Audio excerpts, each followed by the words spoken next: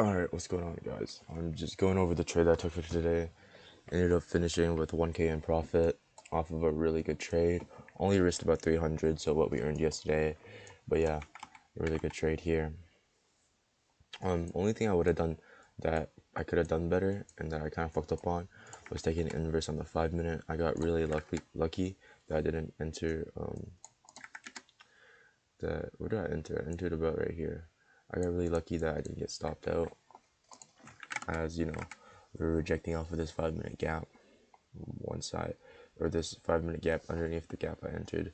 Once I already entered, I should have, looking back on it now, I should have waited for this 15 minute inverse and taking it. It would have been a lot safer, but you know, I ended up taking the 5 minute inverse, so that's what happened.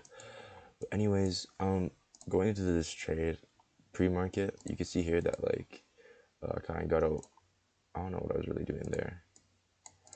But oh yeah, I remember. It's because I was trying to put a sell stop, but market was just being, or fucking trading view was being weird, and just put me in a sell position. So I just got out of it right away.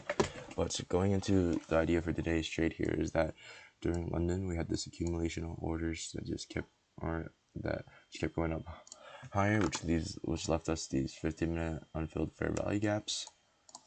And coming into pre-market, we had we hit the yesterday's what's it called? We hit yesterday's New York session high, which gave us this reaction of us wanting to go down.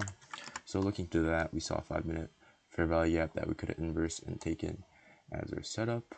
And then what happens? Market opens, and then we come on down, and we inverse that pretty nicely. At first, putting us into some decent profits. We get 2 ticks away from a break even, and then we go back into a little bit of drawdown. Not too worrisome though, because after that we get this crazy pull. We get this crazy pull, taking price all the way down. Initially I had my final TP here, but as we hit my break even and we're just getting crazy pressure downwards, I started taking some partials and then started trailing, ended up trailing all the way down to this London low. Could have been greedy and went for this extra little bit, but ending with $1,000 in profit was way more than enough for me on the day.